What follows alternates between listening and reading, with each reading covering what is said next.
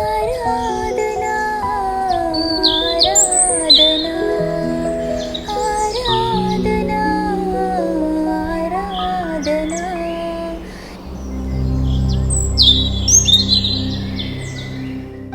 తండ్రి కుమార పరిశుద్ధాత్మ త్రియేక దేవుని నామంలో మిమ్మల్ని అందరినీ కూడా ఈ మండల కళ ధ్యానాంశంలోనికి ప్రభు పేరిట స్వాగతం తెలియజేస్తున్నాను. 1953 సంవత్సర కాలంలో ఎలిజబెత్ రాణి యొక్క పట్టాభిషేకము జరగనై ఉంటున్నది. ప్రపంచమంతా కూడా ఎంతో ఆసక్తిగా తన యొక్క కిరీటమును చూస్తూ ఆశ్చర్యపడిన వారిగా ఉంటున్నారు. కానీ చరిత్రకారులు మాత్రము ఒక ప్రత్యేకమైన ముఖ్యమైన విషయమును వారు గమనించిన వారిగా ఉంటున్నారు. అది ఏంటంటే తాను చేసిన ఒక ఒప్పందము, ప్రమాణము. తన మాటల్లో ఏమని సెలవిస్తుంది అంటే, పాలించడానికి కాదు కానీ సేవ చేయడానికి నేను ప్రమాణము చేస్తుంటున్నాను అంటూ తన యొక్క రాజ్యాధికారమును వినయంతో వ్యక్తపరిచినట్లుగా చూస్తూ దానిని బట్టి చరిత్రకారులు ఆశ్చర్యపడిన వారిగా ఉన్నారు. ప్రియులరా, దానియేలు గ్రంథంలో ఒక గొప్ప అద్భుతమైన దర్శనమును దానియేలు చూచిన వాడిగా ఉంటున్నాడు. మనుష్య కుమారుని పోలిన వాడు నిత్య రాజ్యమును పొందువాడై ఉంటాడు అంటూ ఆ దర్శనములో జ్ఞాపకం చేస్తూ ఆ దర్శనమును సిలువలో నెరవేర్చబడినట్లుగా జ్ఞాపకం చేస్తుంటున్నది. అక్కడ యేసుక్రీస్తు ప్రభుల వారు వినయము కలిగిన మరణమును, మహిమ రాజ్యమును పొందుకున్నవాడిగా ఉంటున్నాడు. మనము సిలువలో బాధపడుతున్న దేవుని యొక్క కుమారుని, శ్రమ సేవకుడు, నిత్య రాజ్యమును ఏ విధముగా తీసుకున్నవాడై ఉంటున్నాడు, ఏ విధముగా సిలువలో తన కిరీటాన్ని సంపాదించుకున్న వాడిగా ఉంటున్నాడు అంటూ నేడు మనం ధ్యానించేవారిగా ఉంటున్నాం.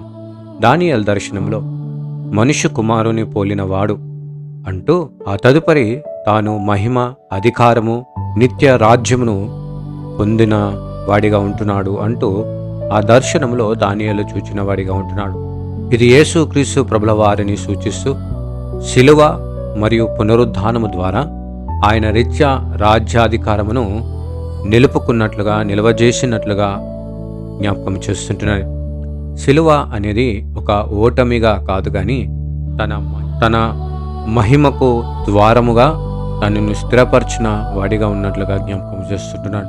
అంత మట్టుకే కాదు కానీ మరణము పొందంతగా, అనగా శిలువ మరణము పొందంతగా విధేయత చూపిన దేవుడు తన్ను తాను తగ్గించుకున్నవాడిగా, అందుచేతనే దేవుడు ఆయనను అత్యున్నతమైన స్థాయిలో, స్థలములో నిలవజేసిన వాడిగా ఉంటున్నాడు.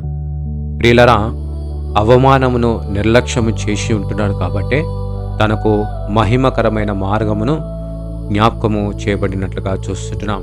యేసుక్రీస్తు ప్రభుల వారి యొక్క విధేయత నిజమైన రాజ్యాధికారానికి సూచనగా జ్ఞాపకం చేస్తూ సేవ, త్యాగపూరితము మరియు సమర్పణ కలిగిన జీవితమే తన రాజ్యమును స్థిరపరచుకోవడానికి, బలపరచుకోవడానికి, స్థాపించడానికి దేవుడు వాటిని ఉపయోగించిన వాడిగా ఉంటున్నాడు. దానియేలు దర్శనములో క్రీస్తు రాజ్యాధికారాన్ని మాత్రమే కాదు కానీ మన భాగస్వామ్యంగా, మనలను రక్షించే విమోచకుడిగా, మన దాస్యముల నుండి దేవునికి సాక్షులుగా నిలిపే రాజ్యమును దేవుడు స్థాపించిన వాడిగా ఉంటున్నాడు.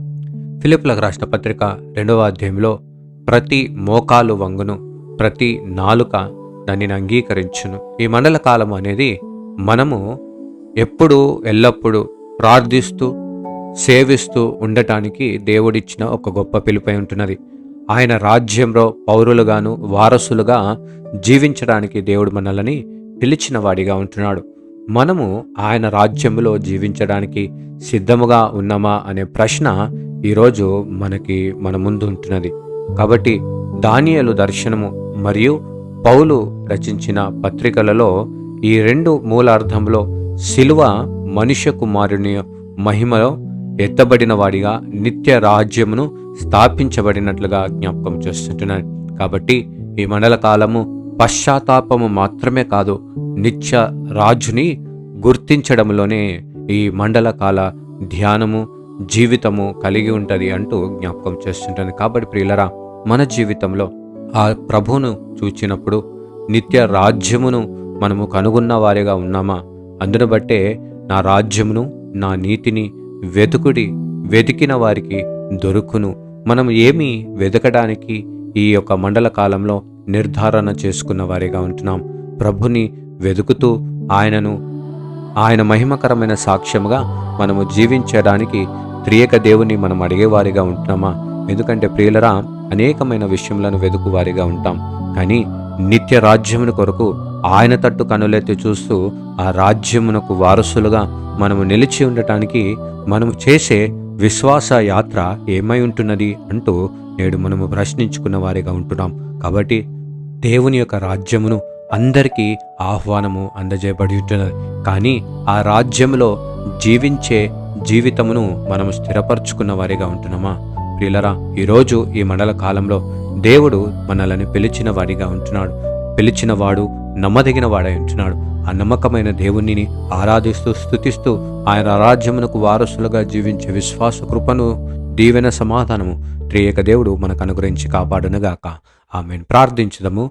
మహా గొప్ప కనికరం కలిగిన మా తండ్రి, నీ పరిశుద్ధమైన నామానికి వందనాలు, కృతజ్ఞతాస్తుతులు చెల్లించుకుంటురా.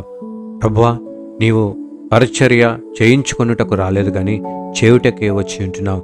ఎటువంటి పరిచర్య? ఇదిగో ప్రభా, మా జీవితంలో నీ వారసత్వమును మాకు అనుగ్రహించిన దేవుడవే ఉంటున్నావు.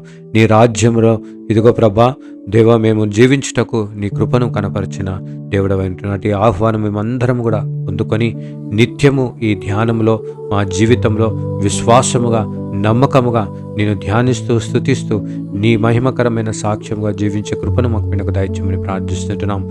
మాకు కావలసిన ప్రతి ఒక్క జ్ఞాన వివేచమును, నేను గ్రహింపే విశ్వాసమును మా జీవితంలోకి ప్రసాదించమని ప్రార్థిస్తుంటున్నాం. ప్రభా, మేమందరం సిద్ధపడి ఇదిగో నీ రాజ్యంలో వారసులుగా మేము జీవించుటకు నీ కృపా దీవెనలు మా అందరికీ అనుగ్రహించమని యేసు పరిశుద్ధ నామములో వేడుకొనుచున్నాం తండ్రి. Amen. God bless you all and have a blessed day.